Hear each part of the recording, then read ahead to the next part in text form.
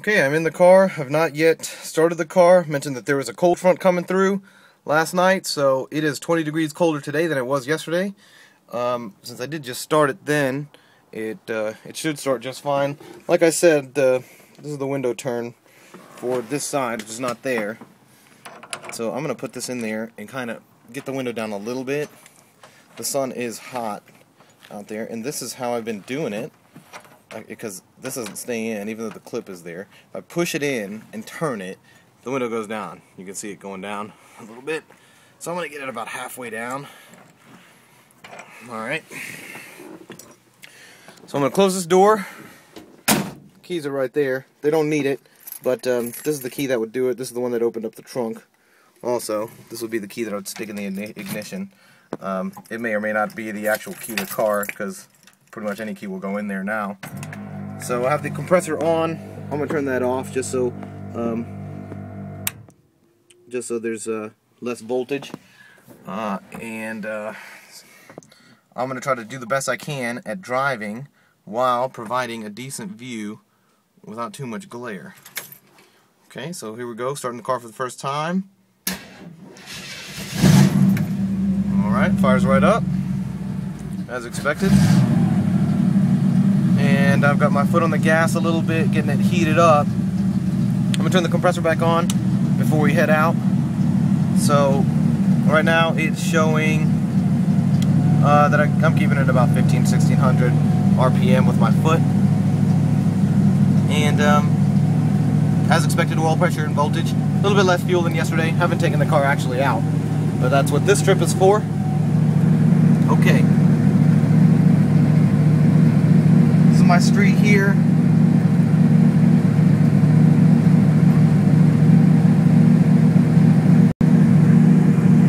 going to give it a second to get enough air in there and see if we can't lift it up and get ready to head out.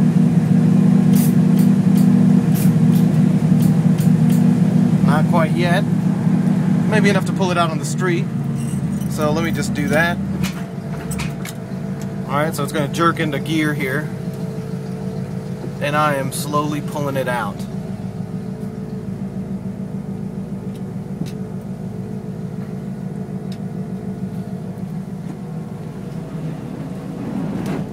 It's a little bit of rubbing on the inner fender when I'm making that turn because the car is still super low in the front. A little bit more air up, yeah. Okay. So what I would normally do, since I live on this this kind of quiet cul-de-sac here, I would lift it up to where I think it should be. I've just hit all 4 switches and eyeballed it to where it's level. Now I put a car in park, and I'm going to get out, take a look and see if this is where I want the car to sit. Looks pretty good. I'm going to check the other side.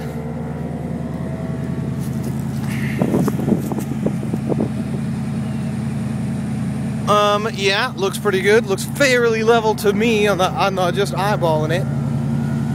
So, now when I get back in the car, now I kind of have a frame of reference of how the hood should look and how the rear deck should look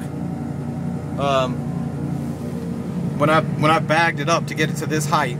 Now I drive it a little bit low, so I'm a little bit air out in the front, just to give it a little bit of a slant and a little bit of a meaner look. Okay, so that jerk is getting the car going. Now I'm taking it down to Yost Automotive to get this done. Compressor's a little loud. I just turned it off.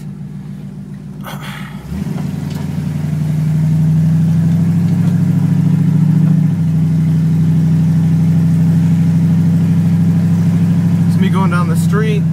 This is my hand on the wheel. See, there's real little vibration. That's the way the wheel looks when it's going straight. I don't know why. My truck does that too. It's obviously just the way the wheel is attached to the steering column. And I'm driving into the sun right here, so the glare might be high off the hood, but I'm going to take a left right here. So I'm going to turn the left signal on. I turn this on. You can see in the digital dash. I'm not sure if you can see that, but it does come on. And I'm going to give it a little bit of throttle when we go through this neighborhood here.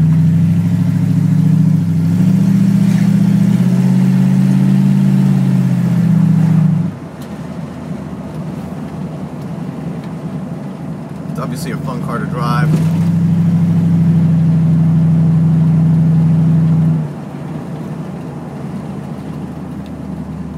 The brake might feel a little squishy compared to a modern car, but it stops like it was hit a wall compared to my truck, which is on drum brakes.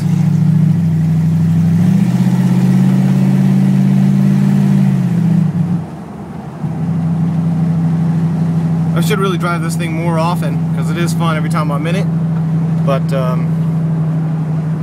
you can see if I'm off the throttle, it just kind of putts down the street, and then you know, because it's got a shortened exhaust system that exits in front of the rear axle, it does have a good throaty sound.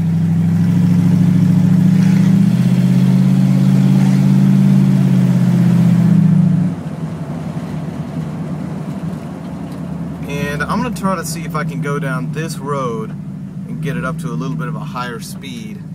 See what we can do about that.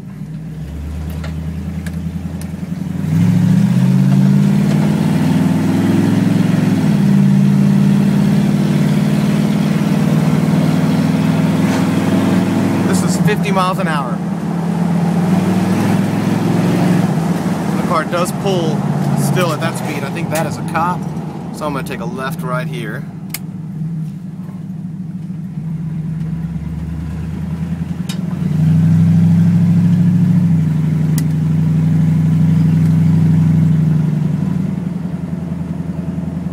Okay, good. We're not being followed. So, that was pleasant enough. That was a quick little 50-mile-an-hour burst. And I had it pretty close to full throttle there. Obviously, this thing's not supercar. But, you know, the 283 is slow as balls, so this definitely feels like it's more of a 327 or a 350 car.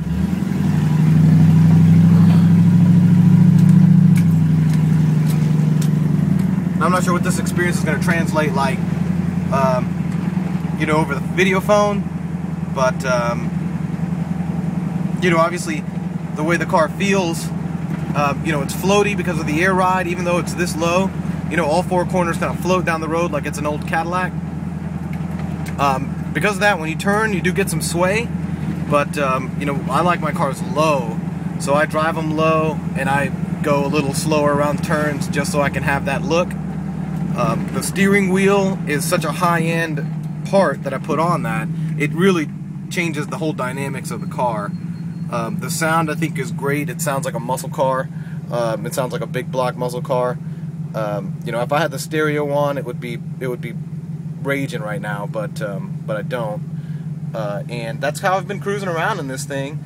Some window pulls, a new carpet, some new interior trim, you know, and a detail in the inside. And this thing would be pretty nice in here. You wouldn't be able to notice all the wires that are dangling out under the air ride. I mean, that's just some labor getting that loomed up if you really wanted to. And I took a wrong turn, so I'm going to turn right back around here. The only other thing that I wanted to point out is on the rearview mirror side, it only has one rearview mirror. So it has this one, obviously the center one. It has this one, it's on the outside. It does not have one on that side. It's actually not required to have in Texas. You only need one rearview mirror, and I'm sure because this was a show car that mirror was removed on purpose, so I have not minded it. And the car's so much of a boat, it's got good visibility. This is the automotive department that we were taking the car to. It is called Yost Automotive in Austin, Texas. They do good work on a lot of classics, so I take the car here. They're familiar with it, and I'm turning it in, so get those issues checked out and signing off.